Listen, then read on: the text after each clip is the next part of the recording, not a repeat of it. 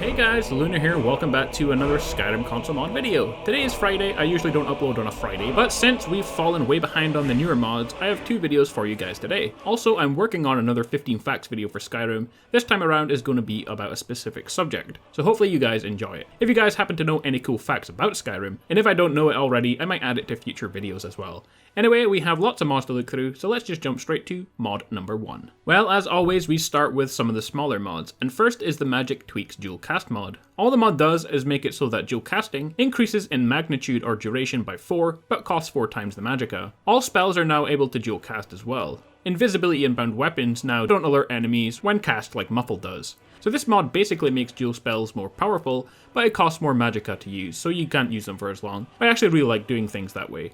Our next mod is the Kagrenac's Wisps. This mod adds craftable Dwemer Wisps. Their origin is unknown, though some say the wisps were invented by legendary Dwemer mage crafter Kagrenac. The mod comes with 6 different types of wisps. Dumak, which gives you yellow lighting and increases carry capacity. Yagrum, an orange lighting and adds fire resistance. Suavith, a red lighting and adds shock resistance. Nemin, a white light, adds frost resistance. Blagrath, blue light, adds magicka regeneration. And Mimic, purple light and adds stamina regeneration. The wisps come with a cool light that can help you see in dark dungeons and caves. Once you install the mod, a quest will be initiated that will lead you to the ruins of Rakund. There you will find a book in the chest, read it, and you will now be able to magically craft unique dwarven wisps and fill them with light. You can craft all of them at the blacksmith under the jewelry category. You'll need some dwarven resources as well in order to create them, which is good because dwarven resources are not really used for anything, but now they are.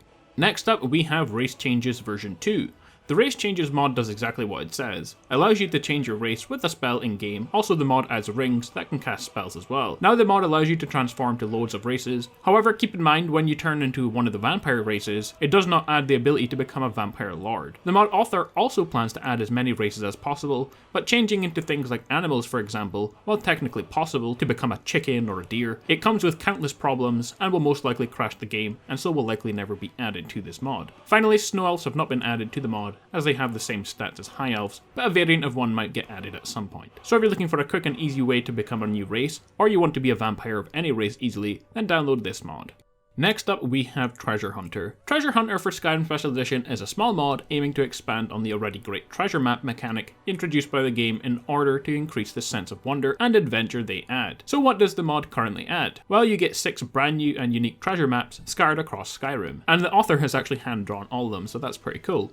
2 unique unmarked locations, hand placed into the world, each with their own story to tell, and 2 brand new and unique dungeons with leveled enemies and of course loot, which is what you can see me doing in the video. The mod is still very much a work in progress, and there are more things planned. More maps for more treasure in Skyrim, a unique interesting location for the last 2 maps, treasure maps in Solstheim as well, treasure maps somewhere within the Dawnguard DLC, and finally possibly adding in treasure maps to other new land mods, like Falskar for example. All the treasures are spread across the map in chests and dungeons and more obscure places as well, to make sure the mod doesn't conflict with other mods, so that's a nice feature. A cool mod that's still a work in progress, but a promising and fun one to download.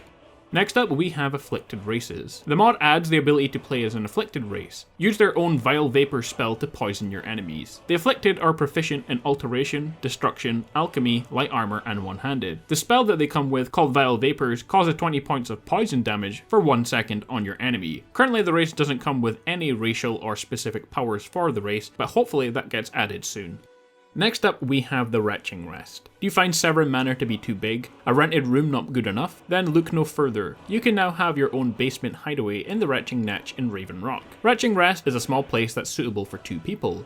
Built-in wall beds and the top one is player owned. There's no blacksmithing equipment since you can just use the ones outside, but all other crafting stations are present on the inside. The mod is also compatible with any follower, and they will be able to use all the stations, chairs, and bottom bed with no trouble. There's plenty of storage and really everything you will need during your time on the Ashy Island. To find the rest location, just behind the counter in the Retching Netch, you will find a small room with a large mead barrel in it. The trapdoor is right next to the barrel.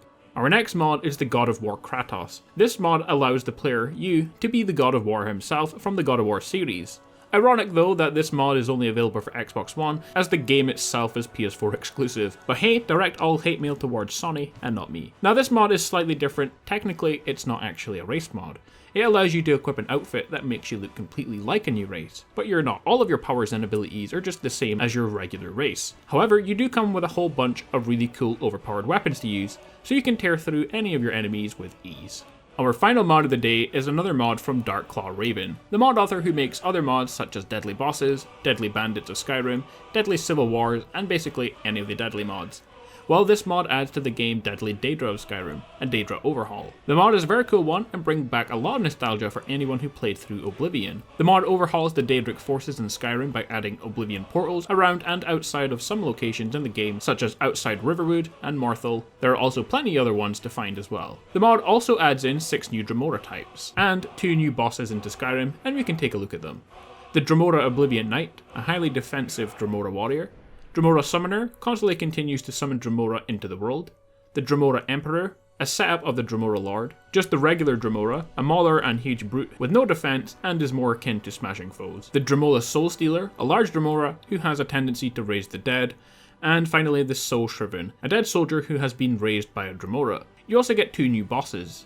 Molag Bal's right hand. Molag Bal has sent his right hand to command the forces of the Daedra in Skyrim. He can be found in Gloomreach Oblivion Portal. Manimarco Resurrected, the long-dead King of Worms, has returned, in a weaker form however, and can be found in Orphan Rock Oblivion Portal. The mod currently is pretty awesome, however it's actually a work in progress, and things to be added include adding Dremora armors, and being able to enter the Oblivion portals as well, so that's something to look forward to. Overall, all the Deadly mods are usually really good ones to download, but one that adds in Oblivion portals into Skyrim, well, that's definitely worth checking out. Well guys, there we have it, 8 brand new console mods you can download and check out for yourself if you saw something that you liked. Hopefully at least one of the mods piqued your interest. As always, if you enjoyed the video, like, comment and subscribe, and I will see you all later for our second video of the day, another 8 brand new mods to look through. So I will see all of you guys then.